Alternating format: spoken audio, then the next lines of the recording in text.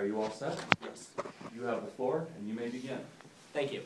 I'm here today to talk about something a little bit different. A piece of legislation currently under the microscope of the House Judiciary Committee after a massive protest was launched against it, but something that hasn't received much media attention.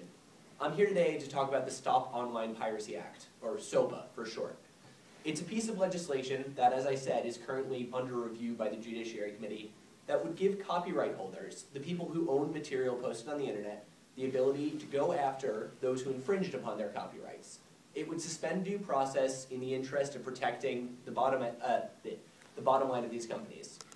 And when I first saw it, I wasn't sure what to think, because it had a noble aim. The Stop Online Piracy Act was there to help protect people who created content, people who did something and made something.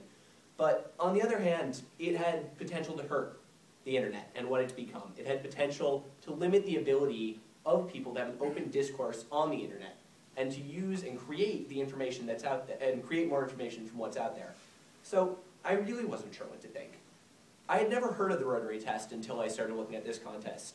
But what I realized as I started to think about the topic and I started to think about the test was that it was a really great way to examine this and to come to a judgment. So first I looked at if it was the truth. Would this Stop Online Piracy Act, would SOPA stop online piracy? And it didn't actually seem that way, because the way SOPA addressed piracy was to do two things. One, it suspended due process. It allowed copyright holders to go straight to internet service providers and go after content. And two, the way it actually went about it in a brief and not terribly technical way was deleting the address rather than the content. So SOPA wouldn't really stop online piracy. It seemed more that it was retribution. It was a way for copyright holders to instantly go after those who infringed upon their rights. Right now, they can sue people. There are ways to remove copyright infringing content, but SOPA was another step forward. So maybe it wasn't the truth. It wasn't quite going to stop online piracy any more than the current system, but it was a way to get retribution. But on the other hand, it was still protecting rights holders, so I wasn't quite sure what to think. So I looked at the next part of the Rotary test. I looked at whether it was fair to all involved. And then I started to look at the people who were involved. Was it fair to the content producers? And yeah, it seems like it. It was a way to protect their rights. It was a way to protect their property on the internet. It was a way for them to go after those who were stealing their property, because there's no other way to put it. They were being stolen from. And it was fair to the content producers. Certainly. It helped them. But was it fair to the people, to everyone else who used the internet? Was it fair to the people who used Wikipedia, who used Flickr, who used YouTube?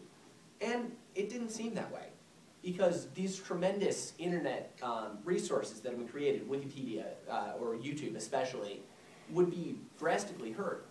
Under the legislation, it would be possible for YouTube to go down in a matter of days should anyone post any infringing content. It went against the previous safe harbor legislation that had allowed websites like this to continue to work, to create what the internet is, through their being able to respond quickly. Now, under SOPA, they could just destroy the entire website.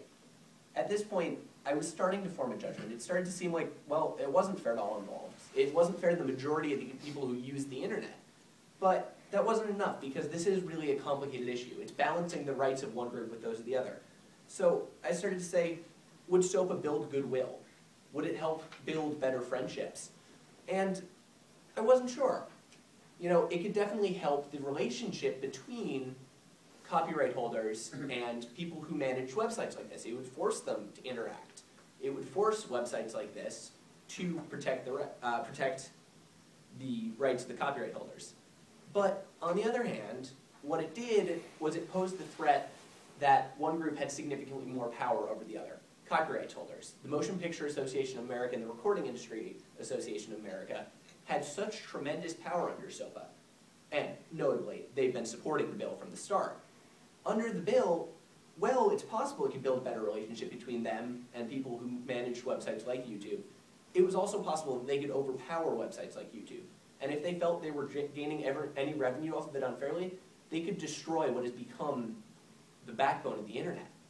Now, I didn't think at this point that it was really going to build goodwill or better friendships, especially considering it worked around the already existing law and removed the due process, you know, the right to go through a court for these people. So I still wasn't 100% sure, but I was really starting to form an opinion that perhaps SOPA wasn't ethical. But I looked on it. I said, would it be beneficial to everyone concerned?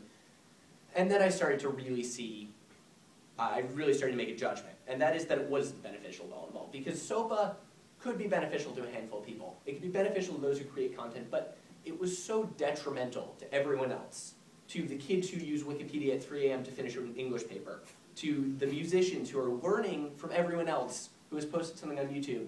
You know, people have been discovered by the use of these services and have gone on to become huge musicians. And I said it wasn't beneficial to all concerned because the rights of these copyright holders, it was expanding them. It wasn't necessarily protecting them so much as it was giving them undue power and influence over everyone else. So, considering all this, that SOPA wasn't the truth, that it wasn't fair to all concerned, only to a small group, that it could not build goodwill or better friendships, and that it wasn't beneficial to all concerned, I made a judgment. The Stop Online Piracy Act could not be ethical under the Rotary four-way test. Thank you.